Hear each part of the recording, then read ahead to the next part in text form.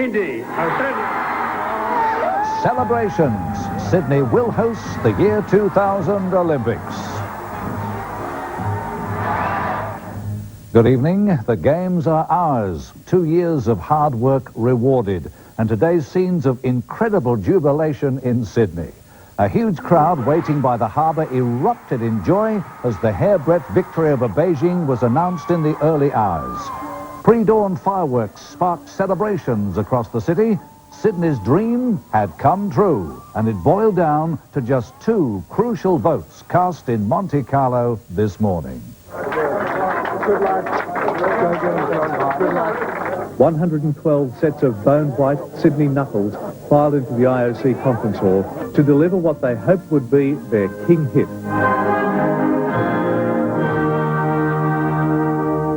There were breathtaking images of the Australian landscape.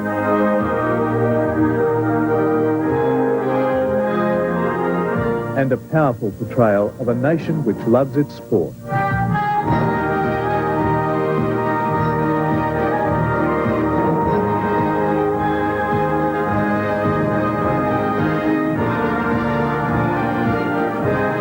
It's the same winning atmosphere that helped me to become an Olympian, and it comes from our Australian love of sport.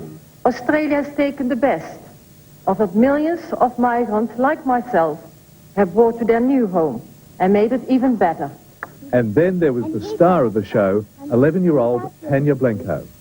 Of course, I won't be young in the year 2000. I'll be 18.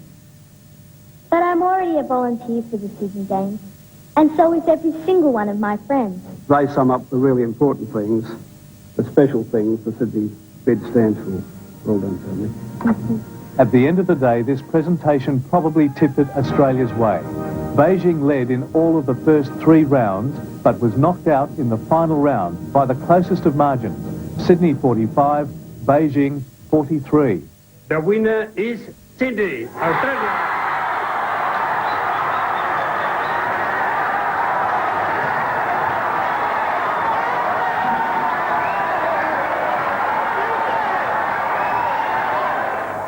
The cheering, screaming, the tears, the elation filled the hall. Absolutely thrilled for the people of Sydney, absolutely thrilled. It was that close. So, Sydney, you're magnificent. They did it. As excited as I've ever felt in my life, I think. How you feel? A great team effort. And when he said that word, I jumped. I did. I jumped out of my seat. You knew it. 200 and 400. yes, You have to do it I will now. be there. You'll be there. I will be there. Good on you, Nick. Great idea, Well mate. done, Nick. A lot of Here's the credit, guys. I'll just pin it on you, the Phil. Thank you very much. Thank you.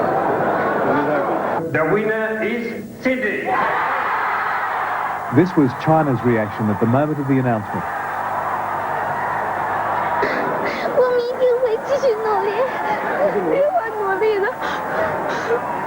These girls were members of a Chinese youth choir who'd been singing Beijing's praises this week on the streets of Monte Carlo. A great decision for the International Olympic Committee, and I think a right decision for the Olympic spirit around the world. And at the Victory News Conference, and I just want to say to you back there in Sydney right now that turn to the person next to you. Give them a kiss, give them a hug. Sydney will now host the Games, as they say, at the dawn of the new millennium. They'll run for 16 days in exactly 7 years' time, costing $1.6 billion. And just as hundreds of people had worked so hard on this bid, and hundreds more had travelled here to Monte Carlo from Sydney, so they would party very hard.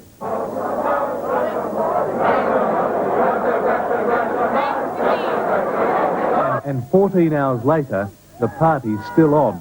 Even people from the defeated cities have been turning up.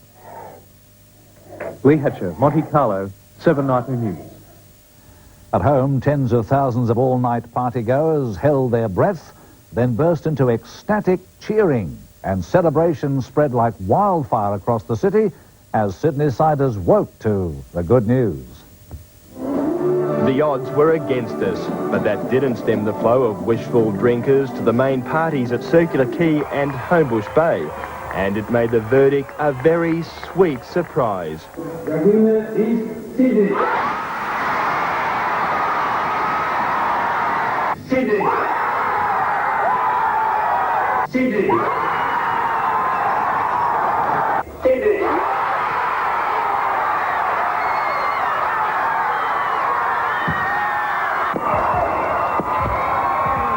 From then it was party with purpose for the black tie set.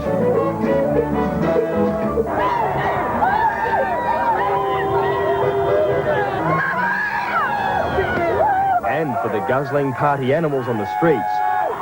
No sour grapes south of the border, despite the fact Sydney had won where Melbourne lost. Sydney sunrise was a novelty for many. We've got a few more drinks to have yet. Despite so many sharing the spirit last night, the fallout has been favourable. Police arrested only one of 70,000 revellers, while employers say workers have resisted the temptation to take a sickie. Big night, now I've got to come to work. Police were called to one-man celebrations, free petrol at Punch Bowl. Because I'm very happy, so I'm giving it away. The students of Our Lady of the Rosary and St Leo's schools at Waitara spelt out their joy, and with congratulations coming from around the world, perhaps the ultimate Australian accolade, a commemorative Carlton beer, canned and on sale in a matter of hours. But alcohol was a world away from the wind-down party at lunchtime, the reality finally sinking in that Sydney had indeed earned sport's ultimate privilege. Tim Stott, 7 Nightly News. There were no second prizes in this Olympic race. The other bidders played it hard till the end and struggled to accept defeat in the best Olympic spirit. But for Beijing, it was a bitter pill to swallow. From all corners of the globe, billions of eyes watched the unfolding of the ultimate lottery. In Beijing, they heard their name and thought they'd won. Beijing. In fact, the IOC president was simply thanking each of the competing cities in alphabetical order. Ecstasy quickly faded. The Chinese, it seems, had miscalculated the weight of victory. Their threat to boycott the 96 Atlanta Games and a last-minute bribe of free holidays for athletes being seen as heavy-handed. In Berlin, reaction was divided as if by a wall. Supporters showing little emotion at the Brandenburg Gate, opponents wildly celebrating in what was once East Berlin. Protesters had staged at times violent demonstrations against the German bid, believing the Games costs should be spent on social welfare programs. In Manchester, they'd already written off Sydney's chances and were hoping to trounce Beijing. A collective groan, and then the Brits' stiff upper lip took over as Manchester showed it could weather this blitz like the last. Well, good luck to Sydney. It was great to go, but we're so disappointed, aren't we? Come 2004! Having bid twice and lost twice, maybe for Manchester it will be third time lucky. Kay Brown, 7 Nightly News. Back home, economists have greeted the Olympics as a recession breaker. The federal government was the first financial cab off the rank, announcing that it will pump an initial $150 million into the Games. As Ian Watson reports, tourism, real estate, factories, shops, and most of all, job seekers should all be winners. The real cause for celebration, the economy. I think Australia's kick-started that from this morning. A sentiment echoed by business, big and small. Well, out of the extra $7 billion that's going to be injected into the economy over the next 7 years, manufacturing, the retail trade and the services industries will do the best. And everyone benefits, even state coffers. There's a whole lot of benefits for state taxes of about 0.37 billion, if so the interest of the politicians. The Olympics will be a major export earner. Qantas estimates 2 million visitors even before the Olympics. The property market's already jumping. Real estate agents will push property into a frenzy. It'll go up in price, but sell before the Olympics to some other sucker who's going to pay you top dollar and then have to suffer the bust after it. The big boom will be in desperately needed jobs. Of course, I won't be young in the year 2000. I'll be 18. So will Tanya's classmates who faced a bleak employment future. The Games are no instant panacea, but the bid win will help these kids get jobs. They were so excited. They'll all be signing up to work for the Games, and I think you'll see our children everywhere. The Olympics were expected to create 156,000 jobs, but today experts were saying those predictions could be conservative, especially with the federal government kicking in $70 million a year for sporting infrastructure. That's in addition to today's one-off Commonwealth $150 million handout to the Sydney Olympics Organising Committee. Building is well underway for swimming and athletics facilities at Homebush Bay, with the main stadium to follow. More construction is planned for other Olympic sites at Penrith, Holsworthy, Royal National Park and Eastern Creek. Experts say the economic boost could exceed the $7.3 billion predicted Olympic windfall. Ian Watson, 7 Nightly News. Sydney's win is indeed an overwhelming victory for Australian sport. Coaches say the foundation for outstanding achievement is laid down for the next 10 years, with Australia now having the psychological advantage of competing in its own backyard. These young gymnasts are among the first Australians setting out on the path to the Sydney Games. And our coaches hope this morning's announcement will see a surge of new talent.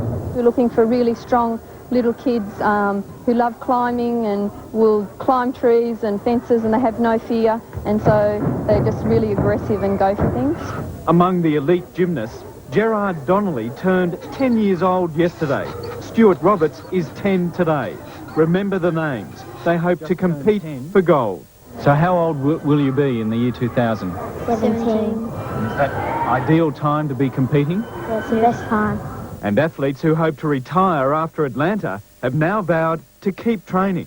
It's another 7 years hard work, training twice a day, but if I'm still enjoying it, I'll keep going. You know? Already, foreign athletes have booked to train here. We've got an Italian cycling group here at the moment, and already they are talking to us about coming every January for the next 7 years.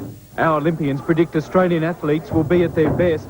This victory an inspiration to compete against the odds. And all those 10 and 12 and 14-year-olds that are out there, congratulations, train hard, and if you need any help, all the old Olympians are here to give you a hand, because we're going to win a lot of gold medals in the year 2000. Steve Barnes, 7 Nightly News. Coming up in 7's News, an Australian's dramatic escape from that train crash into an alligator-infested river. Probably like being in Melbourne.